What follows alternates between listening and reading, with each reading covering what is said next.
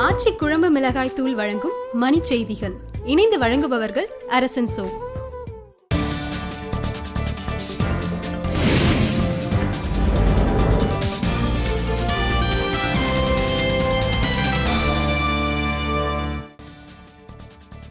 கச்சத்தீவு அருகே தமிழக மீனவர்களின் படகுகளை உடைத்து சேதப்படுத்தி இலங்கை கடற்படையினர் அட்டூழியம்.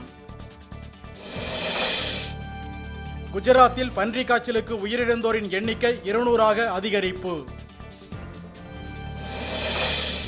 புதுக்கோட்டையில் நடைபெற்ற போலியோ சொட்டு மருந்து முகாமை தொடங்கி வைத்தார் அமைச்சர் விஜயபாஸ்கர்.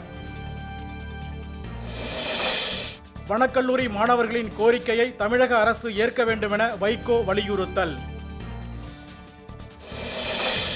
வடசென்னை அனல் மின் நிலைய கொதிகலனில் மீண்டும் கோளாறு, 210 மெகாவாட் மின் உற்பத்தி பாதிப்பு. கோவில்பட்டியில் சீரமைக்காத மின்கம்பத்திற்கு மாலை அணிவித்து பெண்கள் ஒப்பாரி போராட்டம்.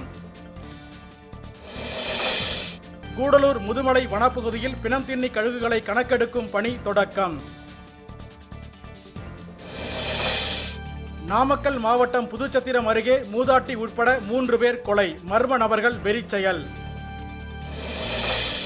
தமிழகத்தில் வனவர் மற்றும் கள உதவியாளர் பணியிடங்களுக்கான தேர்வு, 6000த்திற்கும் மேற்பட்டோர் பங்கேற்பு.